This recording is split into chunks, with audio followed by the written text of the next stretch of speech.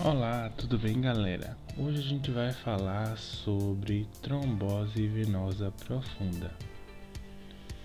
E o que seria venose trombose profunda, gente? Trombose venosa profunda, a TVP, é quando eu tenho um trombo ocluindo totalmente ou parcialmente uma veia profunda. Ah, isso aí eu sabia. Mas o que é uma veia profunda, gente? Veia profunda é quando ela está abaixo da fáscia.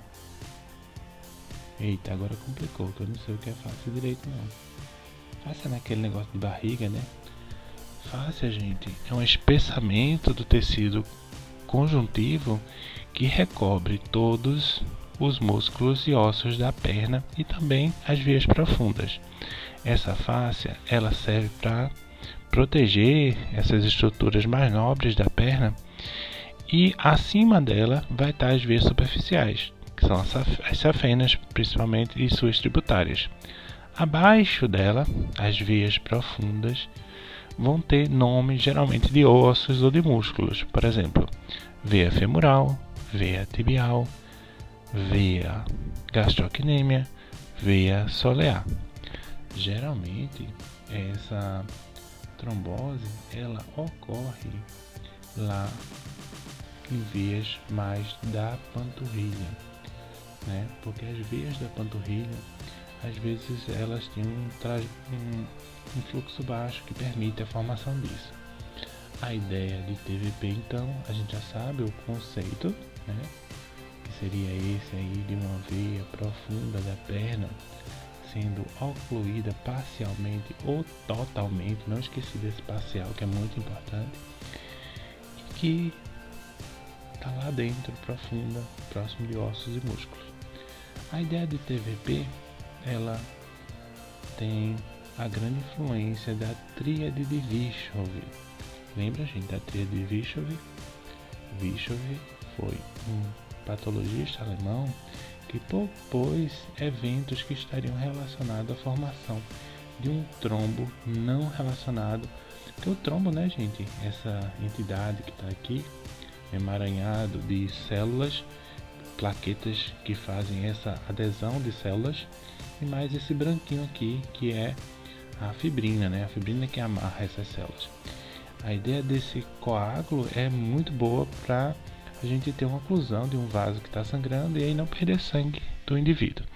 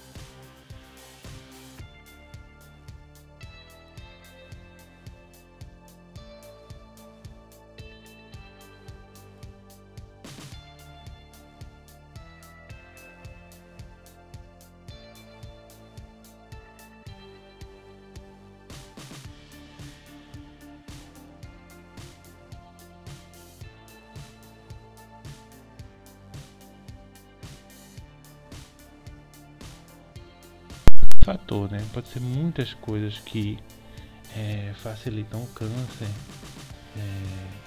contribuir para a trombose. Fatores de risco é qualquer agravo à saúde que aumenta a probabilidade de algum evento, né? No caso a gente está falando de trombose venosa profunda. Então, câncer, gente, o câncer, ele seria interessante, porque ele aumenta vários fatores do sangue, como, por exemplo, fibrinogênio, plaquetas, que são pró-coagulantes. Ele pode fazer compressão, se o tumor for grande, ele pode causar uma compressão extrínseca do vaso, que vai diminuir a circulação. Ele pode favorecer alterações do fluxo sanguíneo, como turbilhonamento, por anemia ou por qualquer outro fator. Então são várias coisas que o câncer tem que ele contribui para a trombose venosa profunda. Continuando ainda dentro dos nossos fatores de risco, a gente falou de cirurgia, a gente falou de câncer e de QT. O tabagismo, que antigamente era pouco implicado, ele hoje é muito implicado. O uso de anticoncepcional oral, que hoje em dia a gente já está numa alteração. Quando a gente começou, os estrogênios que vinham no anticoncepcional oral, eles tinham mais ou menos 50 miligramas. Hoje em dia eles são tão baixos como 5 miligramas ou mais baixo ainda. Então, o anticoncepcional oral como fator de risco para trombose caiu bastante, mas ainda vamos manter eles aqui no nosso fator de risco: cirurgia, câncer, QT, anticoncepcional oral, o fumo, o tabagismo. O paciente fica. Eita, minha canetinha foi embora, não quer mais escrever. Vou ligar ela aqui novamente. Então, a obesidade, às vezes ela é implicada com a TVP, mas é mais implicada com a TVP hospitalar, com os eventos tromboembólicos hospitalares. Há controvérsia sobre isso, igual o anticoncepcional oral, já que diminuiu a dosagem do estrogênio. Cirurgia, câncer, QT, anticoncepcional, tabagismo, obesidade, traumatismo, principalmente os politraumatizados, eles têm muita lesão endotelial e às vezes, por causa do atendimento hospitalar, eles passam muito tempo deitados, né? Então facilita também a instalação de outros fatores de risco, né? Às vezes tem perda sanguínea que diminui o fluxo, ficam hipotensos. Então são vários fatores aí agregados, né? As varizes também são implicadas em eventos tromboembólicos, principalmente trombose venosa profunda, mas é também um fator de risco ao pé da letra duvidoso. Por quê? Nem todo mundo que tem varizes tem trombose, então questiona-se a real importância das varizes hoje em dia sobre a trombose. Esses são os principais fatores de risco, tá certo? Mas a gente vai ver que tem muitos outros. Eu já ter tido uma trombose também, né, pode ser um fator importante, que é a recorrência. Pacientes que tiveram trombose, ele tem o risco de a 30% ter um novo tromboembolismo nos próximos 10 anos, né? Chega a quase 30% esses fatores de risco. Então acho que vale a pena valorizá-los. Então, já que a gente viu os fatores de risco, toda vez que eu tenho um paciente que tenha sintomas de TVP, por que ele vai ter esses sintomas, gente? Ele vai ter esse sintoma porque ele vai ter uma oclusão ali, não vai estar passando. A gente sabe que 80% da circulação da perna, vamos me corrigir isso aí, 80% da drenagem venosa da perna é do sistema profundo. O pé, ele tem um regime diferente. 80% do pé é pelo sistema superficial, né? Então, quando eu tenho um bloqueio em qualquer parte aqui do sistema, né? Em qualquer parte do sistema eu tenho um bloqueio à passagem desse sangue, eu acabo represando o sangue ali. Então, o que é que eu vou ter? Eu vou ter edema no membro afetado, geralmente unilateral, pode aquecer a região, a pessoa tem dor ou sensibilidade aumentada, pode ficar vermelha ou pálida, né, com alterações da coloração da pele, né? Então, isso aqui é a clínica do paciente que tem trombose. principalmente dor, edema, sensação de cansaço, pode ter uma hiperemia, não tão grave como nos casos de erisipela ou de infecção, mas pode também ter uma hiperemia, pode ter palidez também, pode chegar até ter um pouco de cianose, dependendo aqui da extensão do trombo, tá certo? Mas isso não é o comum. Ter febre pode acontecer? Pode, menos de 1% dos casos, por exemplo, tá certo? Então, essa aqui seria a clínica do paciente nosso que procura a gente com trombose venosa profunda. Passando aqui, depois de ter ciência desses sintomas, eu vou ter que colocar esse paciente num score chamado score de Wells. O score de Wells são 9 questões que eu vou fazer, 8 delas valem 1 ponto.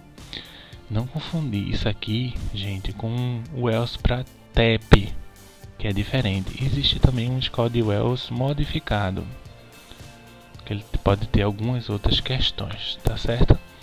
Então, quais seriam esses 9 critérios, né? Então, seria dor no trajeto daquela veia profunda, edema em todo membro, edema na panturrilha a 12 centímetros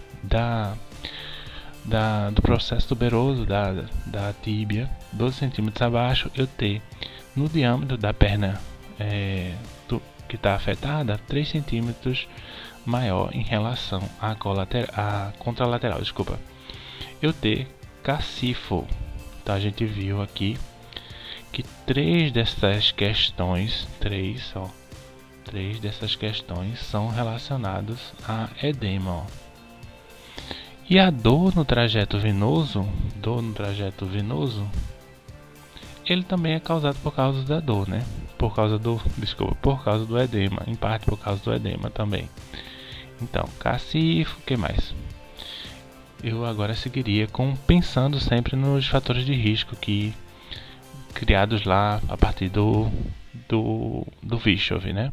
Que seria eu ter paralisia, dificuldade de deambulação, eu ter qualquer condição que restrinja o movimento, eu estar com a atadura, eu estar com um pé engessado, tudo isso vai contribuir. Tudo isso aqui vai ser mais um ponto, tá certo, gente? Paralisia, internação prolongada, cirurgia, internação maior do que 3 dias. Cirurgia, eita que letra horrível. Maior que 3 dias, certo? Isso contribui também com um ponto, tá certo? Então, 1, 2, 3, 4, 5, 6. Eu também ter prate. Eita, eu nem falei o que era cacifo, né? Cacifo, gente, eu não sei se vocês lembram, ele tem um epônimo de sinal de Godet. Não pronunciou o T, eu acho. Sinal de Godet é quando eu aperto a perna do paciente, vamos dizer que essa aqui é a perninha do paciente. Eu aperto e fica a bolinha lá do meu dedo, uma depressão no edema. Isso é chamado de sinal de Godet, tá certo? Espero que vocês tenham entendido. Sinal de Godet, certo? E tem que ser só na perna atingida, porque se for nas duas pernas pode ser por outros motivos, né? Mas eu tenho que ver aí principalmente a perna que eu estou falando. O sinal de Pratt é quando eu tenho veias aqui que são bem dilatadas só na perna afetada e na outra não tem nada. Isso é um engurgitamento causado pela obstrução à passagem do sangue pelo sistema profundo, então acaba sobrecarregando o sistema superficial e causa essas dilatações de veias. Isso aqui é chamado de sinal de Pratt, o engurgitamento das veias superficiais. Então, 1, 2, 3, 4, 5, 6, 7. Tá faltando ainda 2 fatores. Um deles a gente sabe que é ter outros fatores, outros fatores, que isso aqui vai tirar 2. 2. A gente precisa lembrar do edema em todo o trajeto, todo o membro, no caso aqui em relação à contralateral, tá certo? Aí você pergunta, por que edema? Edema são 3 fatores. Foi criado por Wells. Ele valorizou essas características do edema. Porque se o edema é na perna toda, existe um risco grande de ser proximal essa trombose, né? Se tem edema maior, isso aqui fala de assimetria. O cacífalo, porque é um edema muito importante, a paralisia, a imobilização também, né? A cirurgia ou internação, tá faltando 1, 2, 3, 4, 5, 6, 7. Lembrei. É câncer ou QT em até 1 ano. A cirurgia, gente, tem que ser 4 semanas, em até 4 semanas do evento. Então, se eu tiver um desses aqui ou vários desses, eu vou pontuar. E aí eu vou ler essa pontuação dessa forma. Se eu tiver 0, eu vou dizer que o Wells desse paciente é baixo. Existe baixa probabilidade. Vamos cortar esse.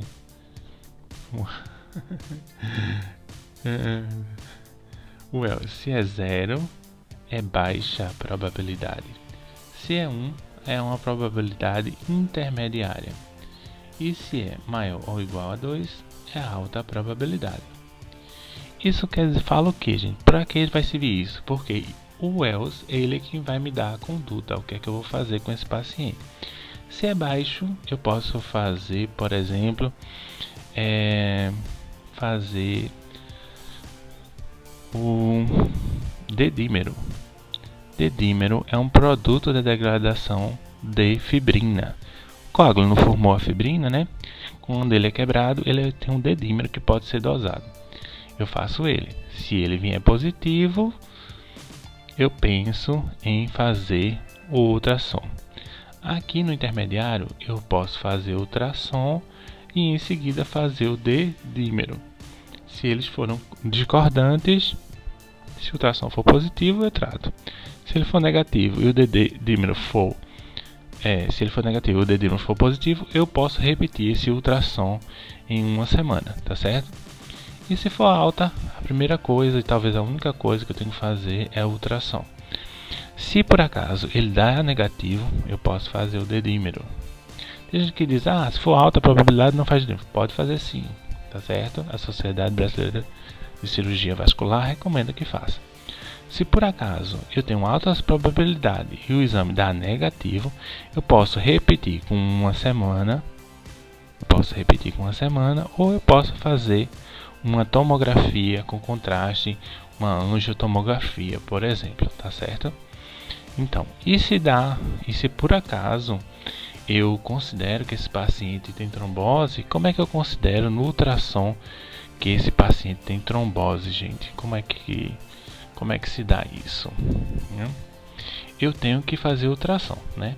O ultrassom não é o exame padrão ouro. O padrão ouro ainda é a flebografia, que é um exame, uma venografia, né, no caso,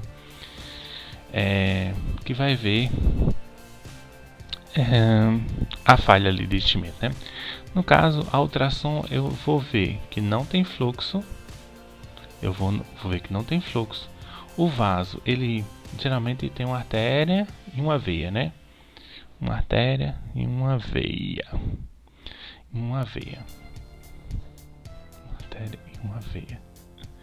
Essa veia, ela não tem fluxo, ela está com o tamanho aumentado, certo? Ela pode ter material ecogênico dentro da luz do vaso. Esse material ecogênico seria o trombo.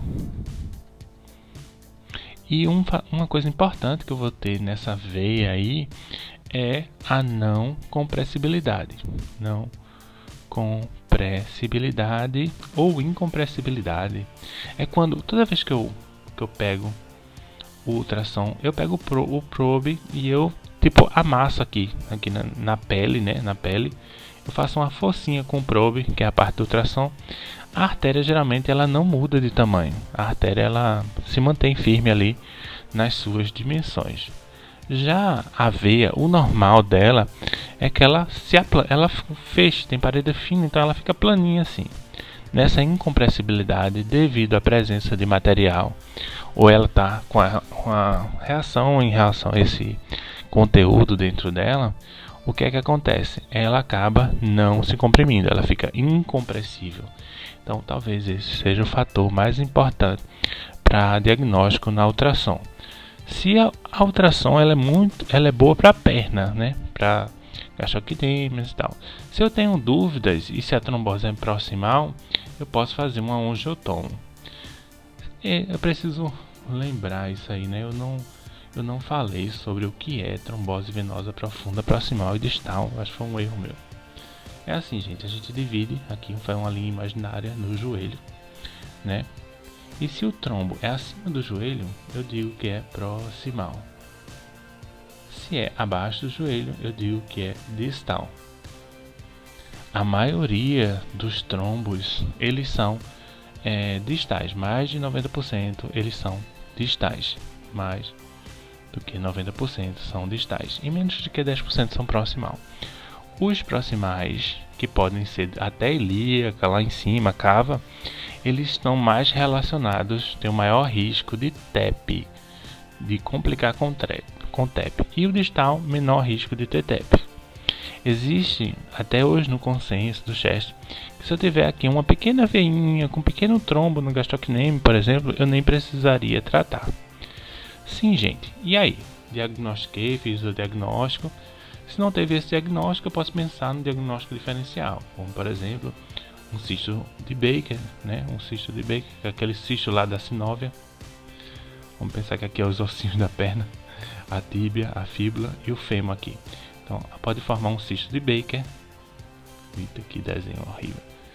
Lá na sinóvia, né? Pode formar um cistozinho, um prolongamento ali da sinóvia, que ela dá dor às vezes, principalmente quando ele rompe, né? Que ele sai dissecando aqui o músculo, né, da perna. Eu posso ter uma dor muito forte, simulando uma trombose. O que pode acontecer também é eu ter uma ruptura mesmo uma ruptura de músculo e sangrar ali, que é a síndrome da pedrada, né? Então, eu tenho que, se eu dar negativo ultrassom, eu tenho que pensar em repetir o ultrassom, fazer uma tomografia, se eu acho que é proximal, ou pensar no diagnóstico diferencial. Se eu diagnostico, eu tenho que fazer anticoagulação. Anticoagulação, eu vou tomar alguma medicação, fazer alguma medicação. Na atualidade, eu posso fazer... Eita, que... Eu posso fazer varfarina, né? Posso fazer varfarina, que é o Marevan. Varfarina. Para a varfarina, no início eu vou precisar de alguma heparina, seja ela de baixo peso molecular ou então de baixo peso molecular. Eu posso fazer uma heparina de baixo peso molecular, aliás, a heparina não fracionada, ou eu posso fazer uma heparina de baixo peso molecular. A de baixo peso molecular, a Clexane, a não fracionada tem a cálcica e a sódica. Eu posso fazer ainda os novos anticoagulantes orais. Se você quer saber sobre isso, gente, eu recomendo vocês lerem um vídeo que eu tenho aqui no canal falando especificamente sobre anticoagulação, ok? Aqui tinha até um Scott Wells modificado, ó, que é o câncer ativo, dor localizada, paralisia e tal. Esse aqui é o modificado, ó. Se você tem A2 ou alto, você tem alta probabilidade. Você deve fazer ultrassom, negativo, positivo. Se der positivo, você trata. Esse aqui é do BMJ, essa iconografia aqui.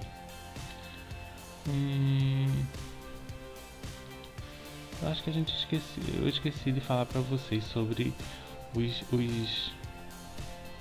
as manobras clínicas que levam a maior suspeição, né? Não falei, foi um erro. Eu acho que eu vou refazer esse vídeo. Não sei se está didático, né? As manobras, as principais seriam a manobra de Romas, ou Omas, como queira, né?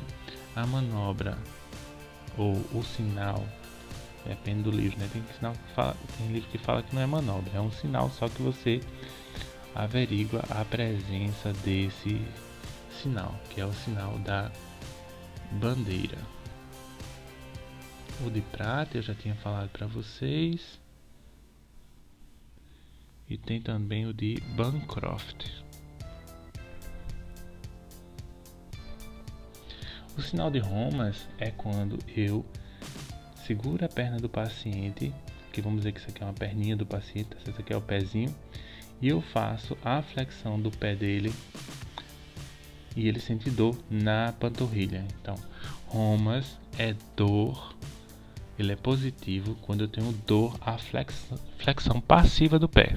A dorsiflexão passiva do pé, tá certo? Esse movimento aqui. O sinal da bandeira é quando a panturrilha ela está tão, vamos dizer que isso aqui é um pezinho de um paciente, tá certo? E o outro normal.